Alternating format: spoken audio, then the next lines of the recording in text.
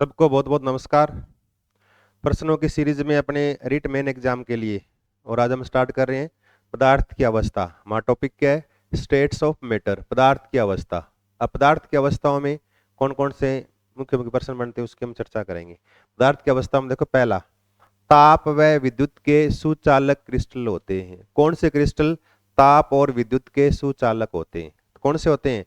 सहसंयोजक है। ये ताप विद्युत के ठोस अवस्था में सुचालक नहीं होते। आणविक क्रिस्टल भी नहीं है। आयनिक क्रिस्टल है, ठोस अवस्था में सुचालक नहीं होते, द्रव अवस्था में होते हैं। तो कौन से होते हैं? धातु। धातु है, ये ठोस अवस्था में भी क्या है? विद्युत के भी सुचालक होते हैं और उष्मा यानी ताप के भी क्या होते हैं? सुचालक होते हैं। तो कौन से हैं?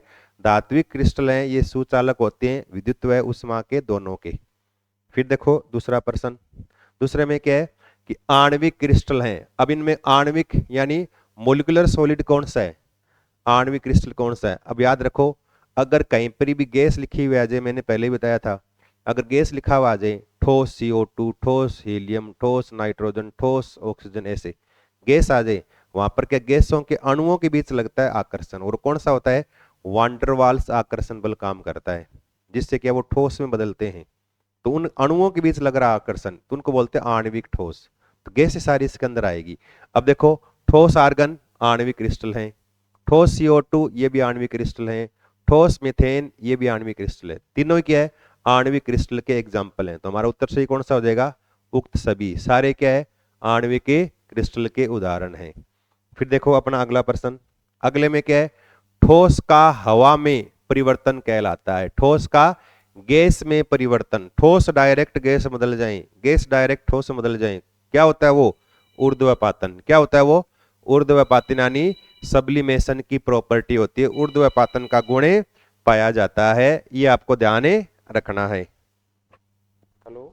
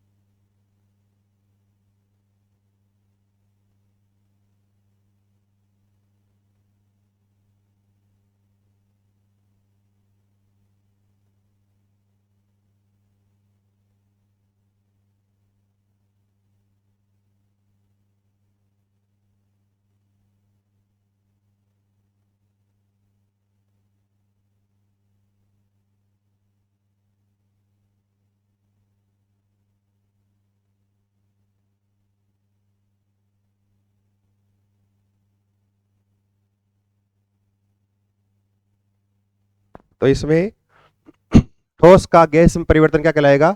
ऊर्ध्वपातन कहलाएगा। फिर देखो अगला प्रश्न। अगले में क्या है? 400 केल्विन पर जल की भौतिक अवस्था क्या होगी? अब 400 केल्विन पर पानी कैसा होगा? अब आपको पता है कि 100 डिग्री सेंटीग्रेड ताप पर जल से क्या है? वाष्प बनती है। क्या बनती है? वाष्प। और 100 डिग्री पर गैस यानी वाष्प के रूप में होता है द्रव यानी जल। और 100 डिग्री में कितने केल्विन होते हैं? 273 प्लस 100 क्या हो गया?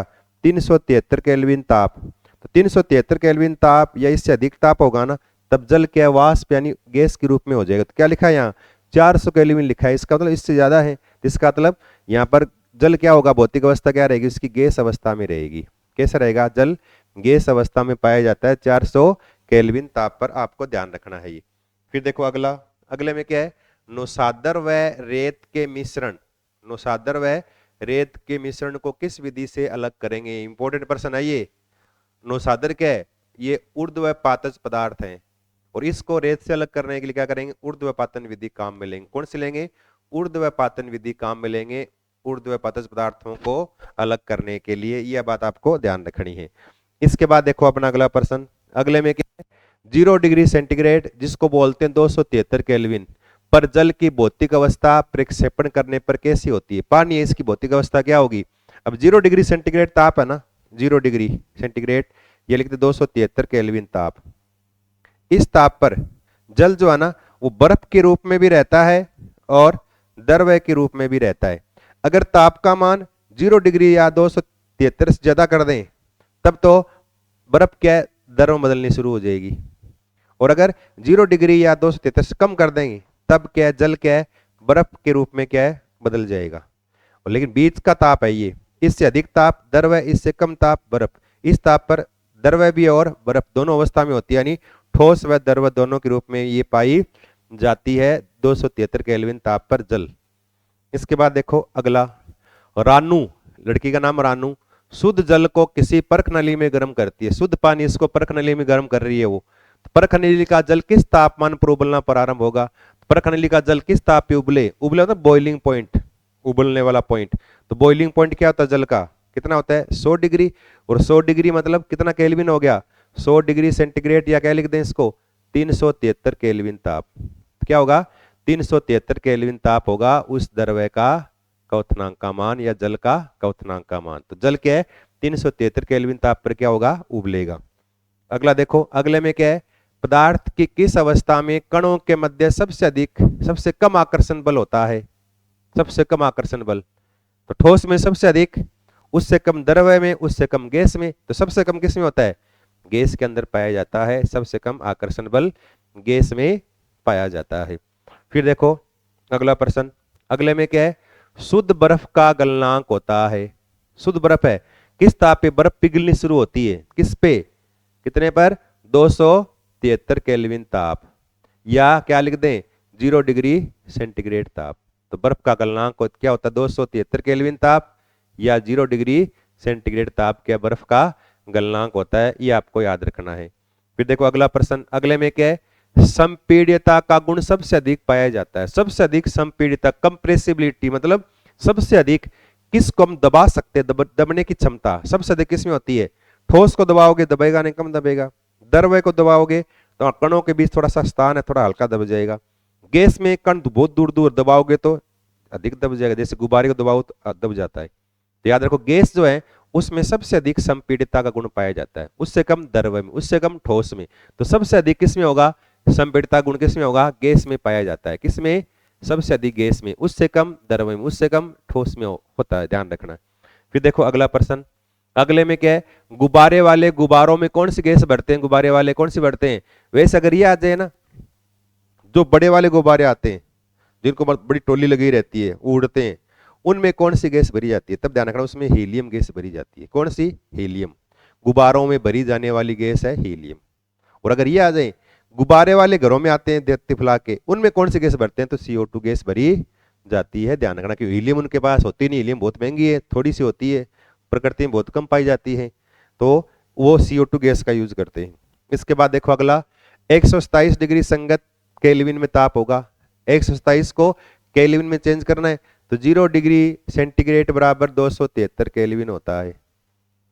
तो 127 डिग्री सेंटीग्रेड बराबर कितना होगा, 273 प्लस 127, जोड़ दो दोनों को, कितना हो गया 400 केल्विन। कितना हो गया 400 केल्विन। कितना आ गया 400 केल्विन के बराबर होता है 127 डिग्री सेंटीग्रेड। 400 केल्विन के बराबर होता है, आपको निकालना आना चाहिए।